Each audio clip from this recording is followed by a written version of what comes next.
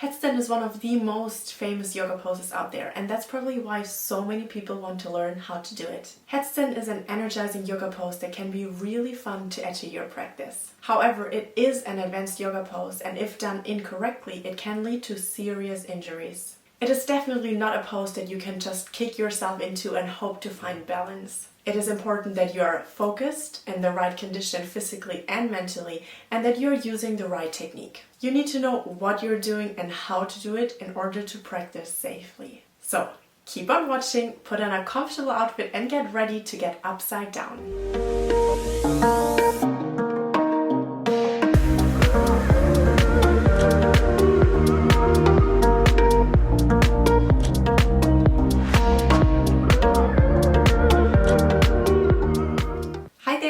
Welcome back to my channel. My name is Sarah if you're new here, and I upload weekly new videos all about movement, mindset and nutrition, helping you create healthy and goal-supporting habits. Today's video is a requested topic from one of the members in my free community. I will link the group down in the description box below if you want to join to have access to exclusive content, join my free monthly challenges, as well as to connect with like-minded people. Don't be shy, it's free. Now let's dive deep into the world of headstands. I divided this video into 6 chapters. A small introduction to headstand, my top 7 tips to learn headstand, some important questions answered, modifications, how to actually do headstand, and common mistakes. Let's begin with a small introduction to headstand. Before we begin talking about any details, I want to clarify headstand pose, how it looks like, and to inform you that headstand has many different variations. What I want to talk about first is there are 2 different foundations which you have to choose from before actually entering into the pose. There is tripod headstand and supported headstand. In tripod headstand, the top of your head is on the floor and you're supporting the pose with your palms touching the mat slightly in front of you. For a supported headstand, as the pose already says, you're supporting the pose with your interlaced hands as well as forearms. Now that we are familiar with the absolute basic, let's dive into my top 7 tips of how to practice headstand safely. Number 1. Strengthen your core. Our core has much more functions than just looking toned. All jokes aside, the core is at the center of our being, holding our upper body and lower body together and plays a key role in most yoga poses. Having a strong core helps us to enter, hold and exit most yoga poses more safely and easily, as our body is engaged and put into the pose on purpose and with control. I will link some ab workouts at the top somewhere, as well as in the description box down below, for you to integrate into your workouts to not only tone your core, but also to prepare yourself for more advanced yoga poses. Tip number 2. Work on your balance the right way around. Headstand is an advanced balancing pose because we are inverted, which means that our feet are higher than our heart. Therefore, it is crucial to work on our balance when we are not inverted, so we can establish that sense of balance in our body and access it more easily once we are upside down. It is important to establish the alignment before we enter into the pose. A great pose is mountain pose. Everything is stacked directly on top of each other. Try to remember how this pose feels in your body so you can access this more easily when you're in headstand the other way around. Tip number 3. Overcome your fears. Fear is a big component that stops us from taking our practice to the next level. Fear is definitely not bad at all, as it protects us from doing dangerous and stupid things. However, if we want to grow, we need to find ways how to comfort our fears in order to do the things that we're scared about in a safe way instead of them stopping us. In physical activities, we are most often scared about injuries. By finding ways to reduce the risks of getting injured and also getting more comfortable, we're reducing our fears. First, it's important to know the theory and the techniques. Pay close attention later when I explain the exact steps of how to get into headstand pose safely. Then it's important to know how to protect yourself. So how to support the pose and how to fall safely. So let's take a look at how to do that. Tip number 4. Know how to support yourself. Once you're familiar with the technique and you know what to actually do, it's time to get into the pose. There are a few ways how you can integrate more support and therefore also limit your fears. Number 1, work with a spotter. Ask someone who has an understanding about the pose that will help you to find the correct alignment and support you. If you should fall, they will be there to catch you. Option number 2, use a wall. If you don't have anyone around you that can support you and spot you, practice close to a wall. It will essentially do the same as a spotter. This is a huge help for many people as it gives the comfort that if you're falling, you will fall against a wall. And lastly, number 3, place some pillows, blankets and cushions around you. It is important to know how to fall out of headstand and that if you fall, nothing will happen. Simply tuck the chin close towards your chest and roll over your spine onto your back.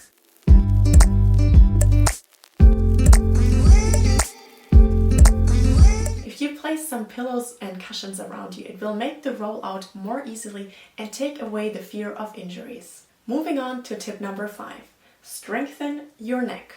To me, this is actually a very underrated point. Yoga was first practiced in India, where people have been carrying heavy objects on their head and therefore the neck has been strengthened. In the Western world, we sit mostly all day long, which doesn't require strong neck muscles at all. Later on, we will talk about how long you should hold a headstand pose, but I think it's important to mention here that when you're just starting out, think about your neck muscles and that you probably need to strengthen them first before you can access and hold the pose comfortably for a longer period of time safely. However, don't get scared by that, just keep it in mind. This brings me directly to tip number 6. Begin slowly. Don't aim to hold your headstand for minutes and minutes. Allow yourself to get used to the pose. Instead of rushing into the pose and overdoing it, take it slowly and rather practice a few minutes every single day than once per week for an extended period of time. And lastly, number 7, prepare yourself for headstand with some warm-up poses. Certain asanas will help you to build strength, alignment, and core stability needed for headstand. You also need to make sure that you have enough flexibility. Some of the poses are dolphin, forearm plank, downward facing dog, supported shoulder stand, wide-legged forward bend, and standing forward fold. There are many more poses out there that will prepare you for headstand.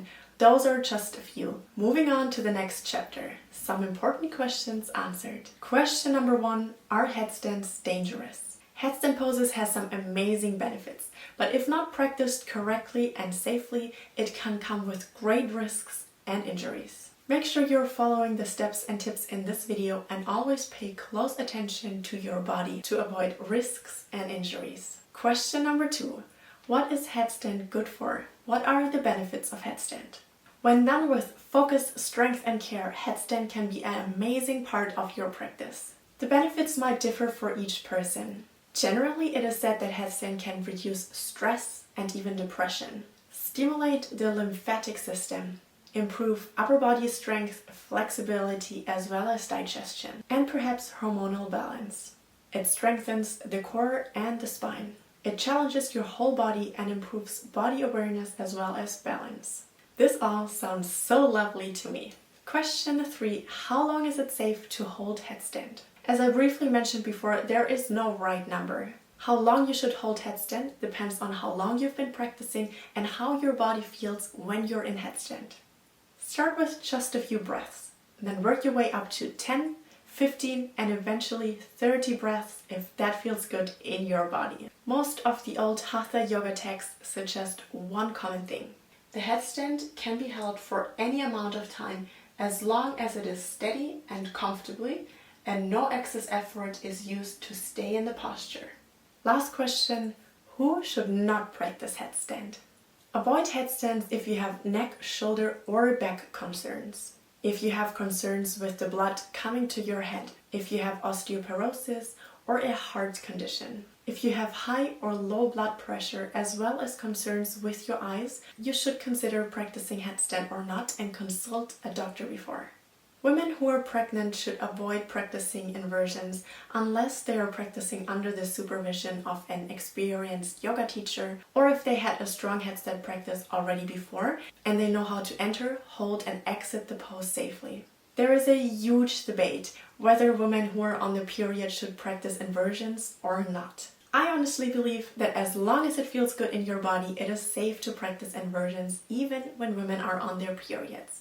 And if it doesn't feel good, don't practice them. Moving on to the modification chapter.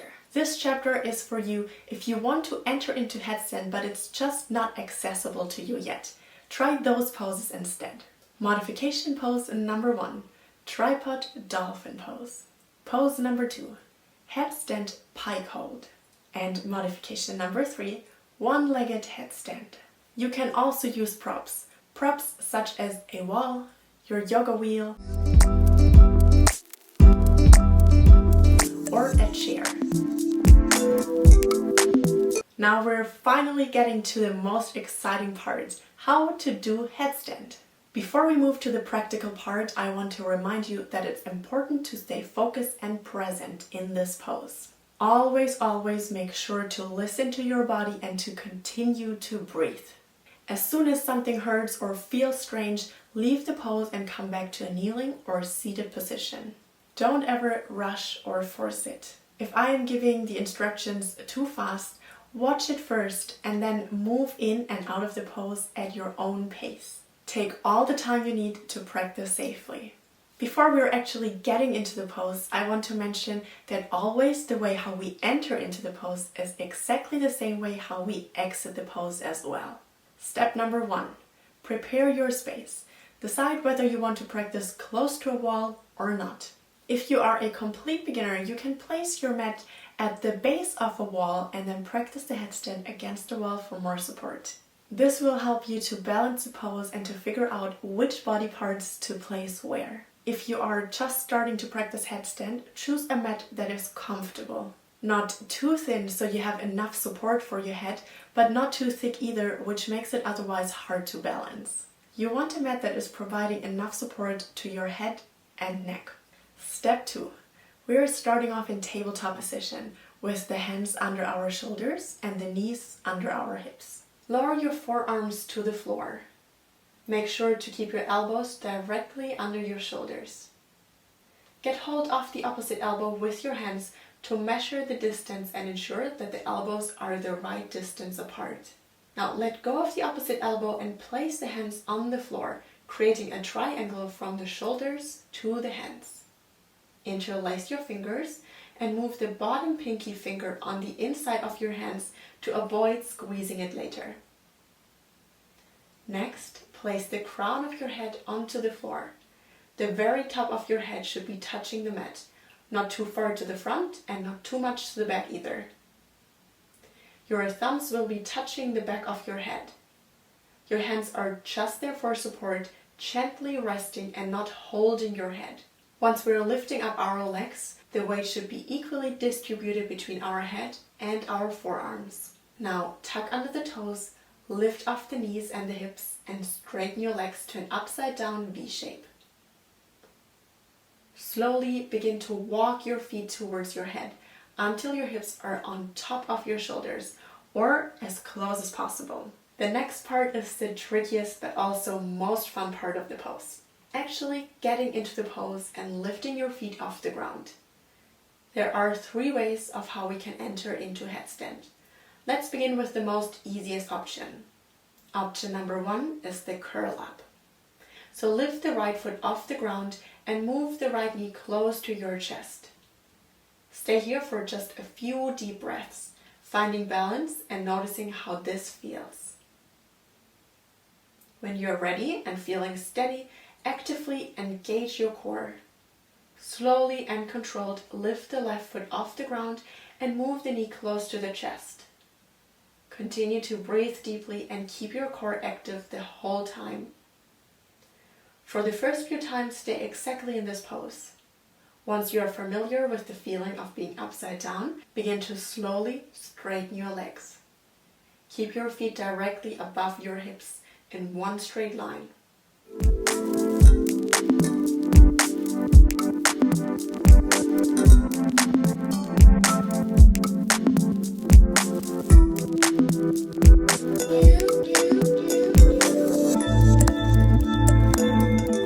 Option number 2, split legs.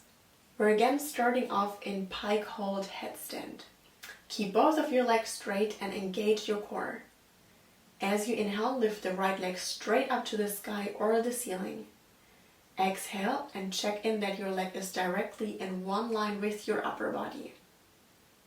When you're feeling steady, inhale, and with an engaged core, lift the left leg up next to the right one.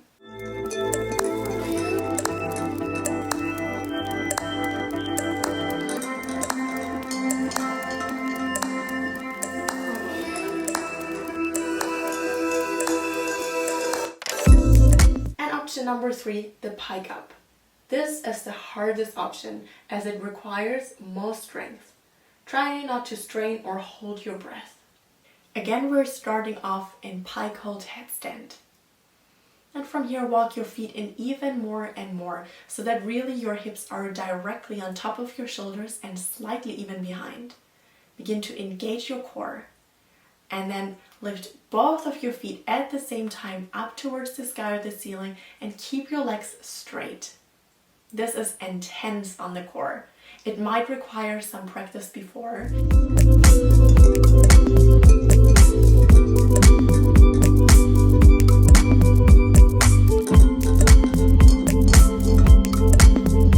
This pose is amazing to practice against the wall, as you might lose some balance and fall over to the back. If you're not practicing against the wall, remember how to roll out of the pose safely. And lastly, I want to talk about some common mistakes that I see students do.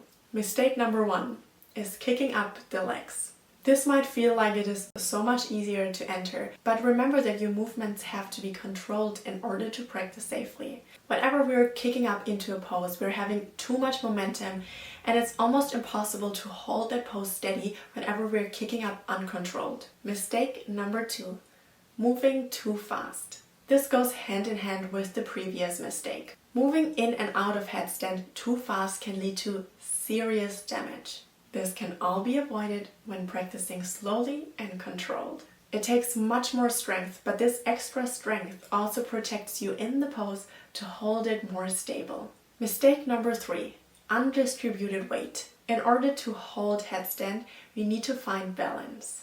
Make sure that you also move weight into your hands or forearms for more stability in the pose.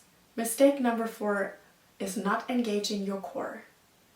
I mentioned beginning of this video how important it is to engage the core in basically all of the yoga poses. Especially in headstand, it is very important, as otherwise our body is very unstable and it's just moving from front to back, side to side, without that necessary structure. An engaged core is also protecting our lower back. And as soon as we're engaging one body part, we're becoming more aware of the sensations in our body and usually engage other body parts as well, which is exactly what we want when we're going into advanced yoga poses and need controlled and slow movement. Mistake number 5, forgetting to breathe. We might not be in headstand for a very long time, but if we forget to breathe, this short period of time can suddenly feel like a much longer time. I don't need to tell you that breathing is necessary for us humans, but oftentimes when we're trying to concentrate, we're forgetting to focus on our breath. Try to avoid this mistake and focus on your breath. Allow the breath to be your guide from movement to movement. It is essential to keep breathing in all yoga poses to keep the blood flowing and avoid straining. And lastly, mistake number 6, not resting in child's pose afterwards. Resting in child's pose afterwards allows you to digest the pose, for your spine to lengthen again and for the blood to leave your head and flow throughout the body again. Lastly, I want to remind you that whether you master headstand or not doesn't make you more or less of a yogi. Headstand is not a basic yoga pose. If you want to incorporate it into your practice, feel free to work on it. But if it's simply not your thing, don't sweat it. Alright, I am so happy we went through this together. I hope I could clarify some common mistakes, answer all your questions, and teach you how to enter, hold, and exit headstand safely. Feel free to come back to this video at any time to take another look at it and understand how to do this pose correctly and safely. Also, don't forget to join the free community to connect with like-minded people, to join our monthly challenges, and for some exclusive health, yoga, and nutrition tips. If you like this video, make sure that you're giving it a thumbs up, and if you haven't yet, hit the subscribe button and the notification bell to never miss any of my videos. I will see you in the next video, and until then, I wish you an amazing time. Your Sarah. Bye!